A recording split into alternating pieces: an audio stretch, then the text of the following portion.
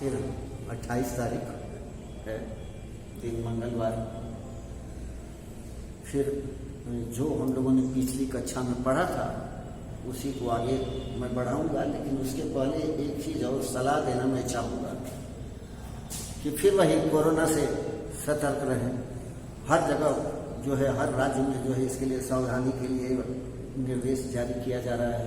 अपने यहाँ भी सरकार निर्देश जारी कर रही है और इसी निर्देश के तहत विद्यालयों से भी कुछ आवश्यक मूलभूत जो जानकारियाँ हैं वह मांगी जा रही हैं, जिससे कि विद्यालय में बच्चों को बुलाया जा सके निर्धारित समय पर, ताकि कक्षाएं चल सकें।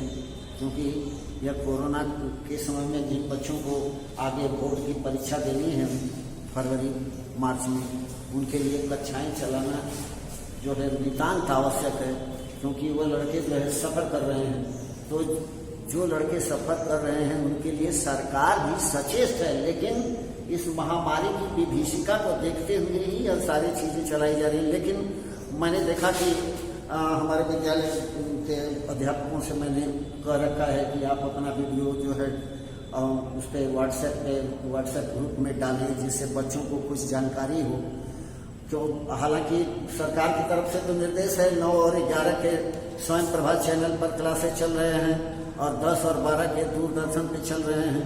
रिपीट टेलीकास्ट भी शाम को किया जा रहा है, तो तुम उसे भी देखते रहो सरकार के अनुसार। लेकिन हमारे यहाँ भी अध्यापकों को इस बात की संतुष्टि हो सके कि हम लोग अपनी कक्षाएं ले रहे हैं, पढ़ा रहे हैं, है ना, कुछ बच्चों को सिखाने का प्रयास कर रहे हैं।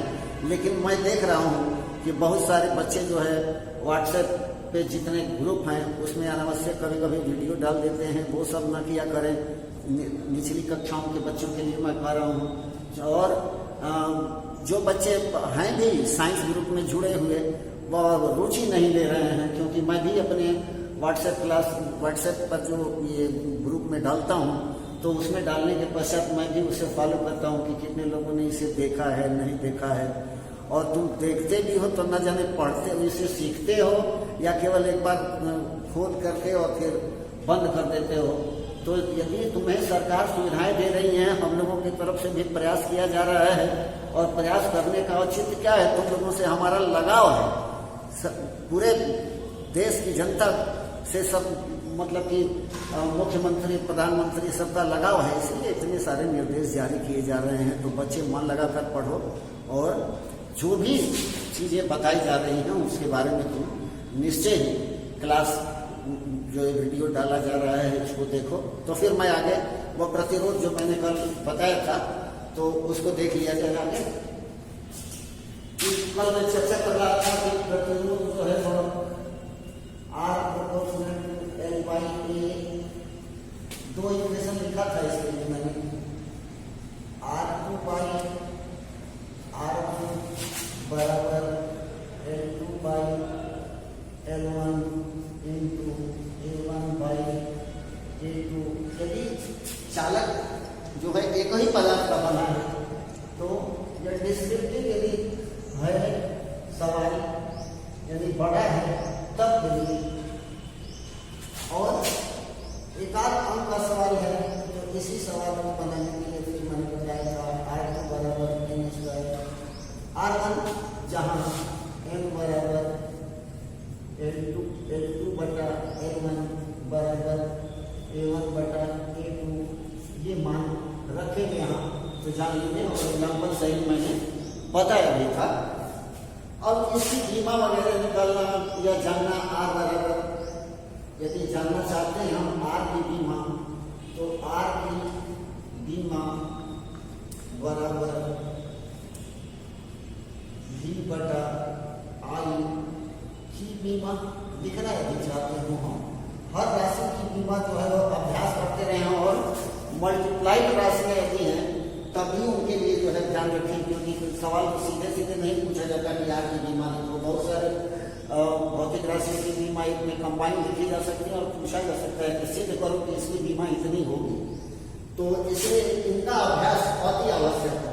तो यदि हम इसकी बीमा लिखना चाहते हैं तो V बराबर हम जानते हैं W/Q और भागा I की जगह Q/T।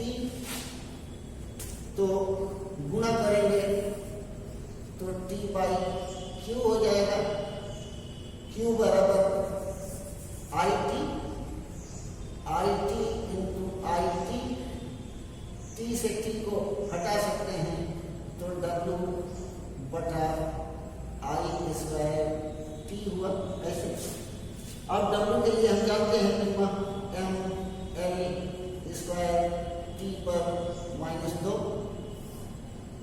आई स्क्वायर के लिए ए स्क्वायर इंटू टी, टी ऊपर चला जाएगा तो टी पर -3, फिर ए चला जाएगा तो ए पर -2, ये हो जाएगी डी मान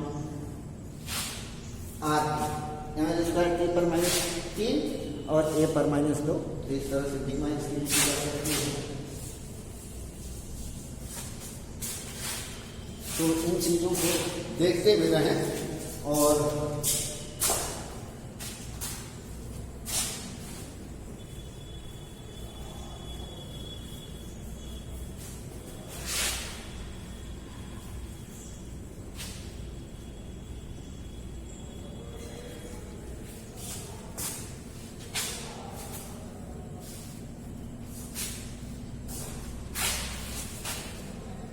अब ये तो हो गया आपकी बीमा ये सब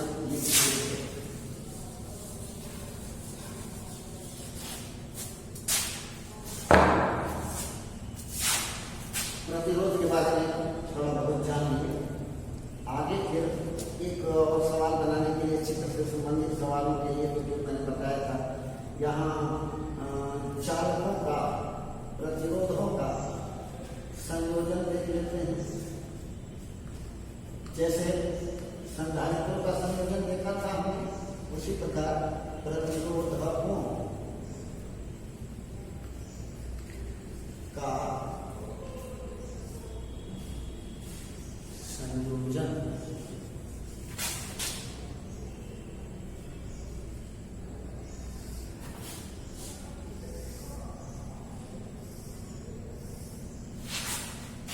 combination of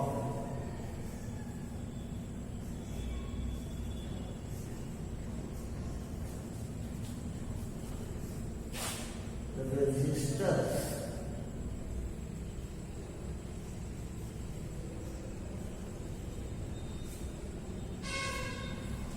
तो फिर कॉम्बिनेशन ऑफ रेजिस्टर्स जैसे कॉम्बिनेशन ऑफ कैपेसिटर्स के बारे में मैंने बताया था। क्यों करते हैं? तो कई प्रतिरोधकों के बदले में एक प्रतिरोध का उपयोग किया जा सकता है। कई जंक्शन के बदले में जहां सोल्डरिंग करनी होगी उनको कम ही जगह पे जो है इसे उपयोग किया जा सकता है। यानी सर्किट कॉम्प्लिकेशन कम होती है ये जानने से। और आवश्यकता अनुसार प्रतिरोधकों को लेकर यदि उपलब्ध नहीं है निर्धारित प्रतिरोध, तो यदि जो दिए गए हैं उन्हीं का कॉम्बिनेशन किस तरह करें कि हमारी आवश्यकता पूरी हो जाए, यह भी किया जाता है। और मुख्य रूप से कई के बदले में यदि एक का संयोजन करते हैं तो इस तरह से हम उसकी जो है सर्किट की जो है कॉम्प्लिकेशन घटाते हैं, सोल्डरिंग के पॉइंट्स जो है वो घटाते हैं। और जितना ही ये सोल्डरिंग के पॉइंट्स घटेंगे उतना ही जो है सर्किट की एफिशिएंसी बढ़ेगी, लाइफ भी इसकी बढ़ती है। तो आवश्यकता अनुसार प्रतिरोधकों का संयोजन किया जाता है। तो प्रतिरोधकों के लिए मुख्य तो हम लोग जानते हैं V बराबर आई आर के बारे में जानना है। जैसे C बराबर Q/V, तो हम लोगों ने देखा कि C को तो जानना होता था, तो Q और V को बांट के देखा जा सकता था। तो हमने देखा कि यदि श्रेणी में जोड़ते थे तो आगे सब पर एक ही रहता था, विभव बढ़ जाता था। और समांतर में करते थे तो आवेश बढ़ जाता था, विभव एक ही रहता था। और C का परिमाण इस तरह से हम जान लेते थे। ठीक उसी प्रकार R बराबर V/I, यानी R को हम जानना चाहते हैं तो अब इसमें से एक बार V बटेगा, एक बार I बटेगा। तो देखिए क्या क्या हो सकता है। तो पहला श्रेणी क्रम में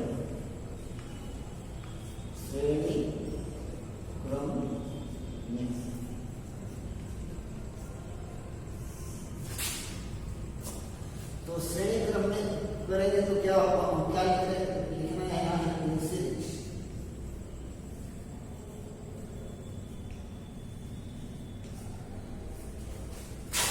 जैसे मान लेते हैं कई प्रतिरोधक लिए जाते हैं।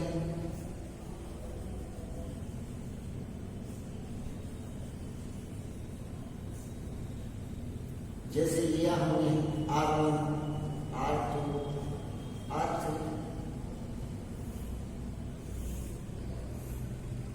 और एक सिरे का कनेक्शन किसी एक चालक के यानी प्रतिरोधक एक सिरे से कर दिया और जो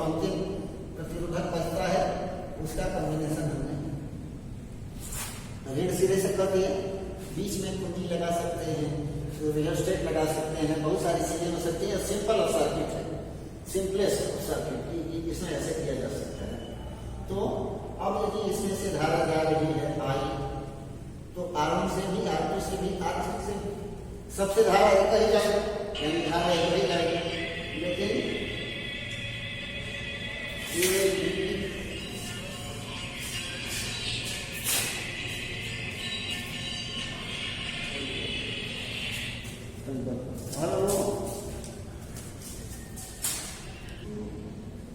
फिर से यहाँ देखा जाए तो प्रतिरोध R1 जो है ये B के बीच में, R2 BC के बीच में और R3 CD के बीच में जुड़ा हुआ है, यानी A और D के बीच में है, तीनों प्रतिरोध ऐसे जुड़े हुए हैं। सेल लगी हुई है यहाँ, जिसका आंतरिक प्रतिरोध शून्य है, R बराबर 0, मतलब स्वयं यह अपने में ऊर्जा व्यय नहीं कर रही है, आइडियल सेल है, ऐसा मान के हम लोग इसको ट्रीट करेंगे। तो E बराबर V है और यह V, अब इसके AB के बीच विभवांतर V1, BC के बीच V2, CD के बीच V3, यानी ऊर्जा संरक्षण सिद्धांत से जो ऊर्जा इस सेल के द्वारा दी गई है वह तीनों प्रतिरोधकों में बटी है। तो V बराबर V1 plus V2 plus V3 लिख सकते हैं। यहाँ फिर आगे लिख सकते हैं, धारा सबसे कहीं आगे है तो I into R1 plus I into R2 plus I into R3, सब में I हमने कॉमन ले लिया, तो I into R1 plus R2 plus R3, इसे समीकरण नंबर हमने रखा ये, या इस आधार पर लिखा है हमने ऊर्जा संरक्षण। किरचॉफ का नियम भी हम पढ़ेंगे कि जानेंगे कि दो ही चीजें संरक्षित रही है इलेक्ट्रिकल सर्किट में, ऊर्जा संरक्षित रहती है, ऊर्जा या तो संरक्षित रहेगी अथवा आवेश संरक्षित होगा। तो एक चीज यहाँ देखेंगे ऊर्जा संरक्षण सिद्धांत से,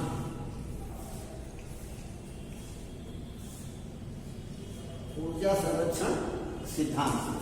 तो V बराबर V1 plus V2 plus V3, अब ये समीकरण हुआ।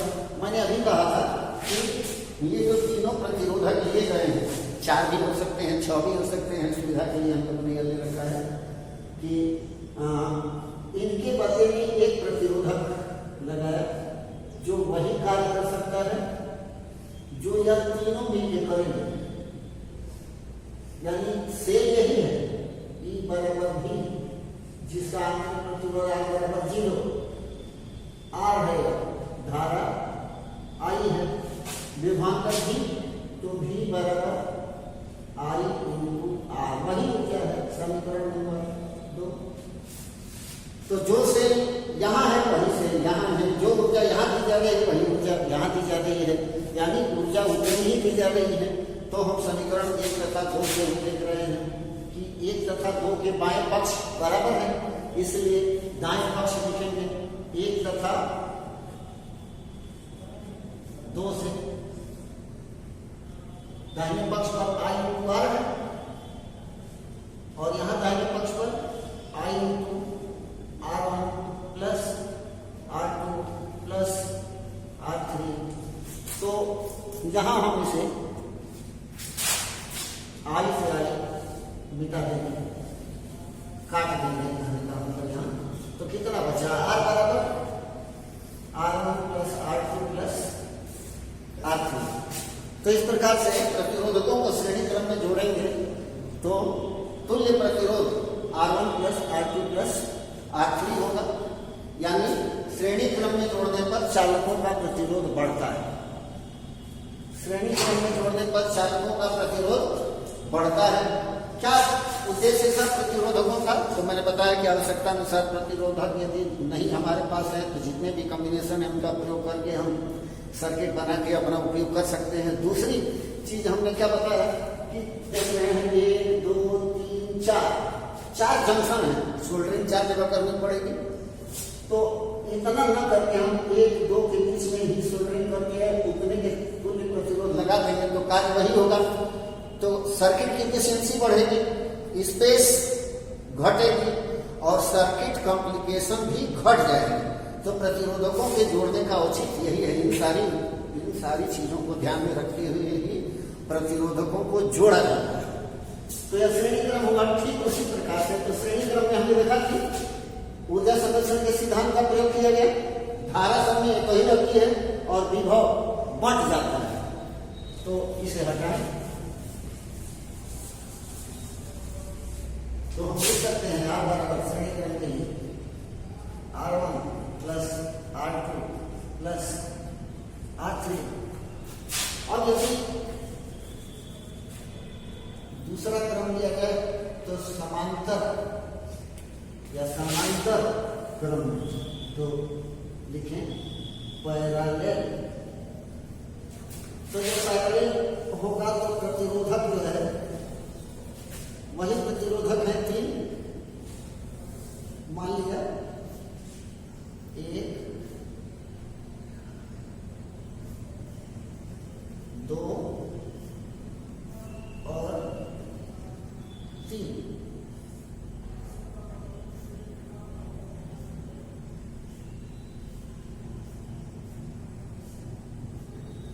R1 R2 R3।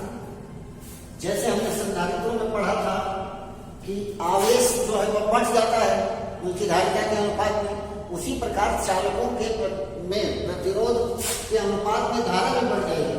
तो वही धारा इसमें से हो गई I1 I2 I3। तो धारा बढ़ गई इसमें I धारा जो थी यहाँ जाके फिर जुट जाएगी वही तीनों धाराएं। फिर यहाँ से निकलने वाली धारा I होगी वो वही से होकर प्रवाहित होगी। यहाँ वही धारा है, ये कहीं प्रतिरोधक तुल्य के लिए लिख लिया। तो अब यहाँ क्या हो रहा है, विभवांतर दो ही बिंदु के बीच में रह गया। अब तो दो ही बिंदु के बीच में रह गया तो इनके बदले में वहां क्या था, वहां भी दो ही बिंदु है लेकिन धारा बढ़ रही थी। यानी आवेश संरक्षण सिद्धांत से पिछली बार लिख रहा था ऊर्जा संरक्षण सिद्धांत से, और यहाँ लिखेंगे आवेश संरक्षण सिद्धांत से। तो I बराबर I1 plus I2 plus I3। तो I बराबर V बाई R। यहाँ V विभवांतर वही है, V by R1 V by R2 V by R3। I1 की जगह अब V का मान लेंगे V by R1 plus V by R2 plus V by R3। तो V से V कट जाएगा, 1/R बराबर इतना। यानी समांतर क्रम में यदि जोड़ेंगे तो प्रतिरोध घटेगा। लेकिन संधारित्रों में क्या हो रहा था कि प्रतिरोध समांतर क्रम में जोड़ने पर बढ़ता था, यानी सूत्र ठीक उल्टा हुआ करता था। श्रेणी क्रम में लिख रहे थे तो R बराबर R1 plus R2 plus R3, और संधारित्रों में लिखते थे 1/C बराबर 1/C1 plus 1/C2 plus 1/C3। और यहाँ ठीक इसका उत्क्रम लिखते थे C बराबर C1 plus C2 plus C3। तो इस तरह से हम चालकों के प्रतिरोधों का संयोजन कर सकते हैं, संगत धारिता उनकी जान सकते हैं और किस लिए जोड़ते हैं यह भी बता सकते हैं। और मुख्य चीजें जो इसमें मैंने बताई संधारिता प्रतिरोधकों के संयोजन में, उसमें यह ध्यान रखना होगा कि जब प्रतिरोधक श्रेणी क्रम में जोड़े जाते हैं तो धारा सबसे एक ही होती है, विभव बढ़ जाता है। तो वहां ऊर्जा संरक्षण सिद्धांत का प्रयोग किया। और जब समांतर क्रम में है तो धारा सबसे अलग अलग हो जाएगी उनके प्रतिरोध के अनुपात में, और धारा विभवांतर वही रहेगा लेकिन धारा यहाँ बढ़ जाएगी। धारा बढ़ जाएगी लेकिन जितना आवेश है उतना ही आवेश दूसरे सिरे से भी प्रविष्ट होगा, इसलिए आवेश संरक्षण सिद्धांत का प्रयोग किया। तो इस तरह से इसका मतलब यह प्रतिरोधों का संयोजन हुआ समाप्त। फिर आगे की कक्षा में हम लोग देखेंगे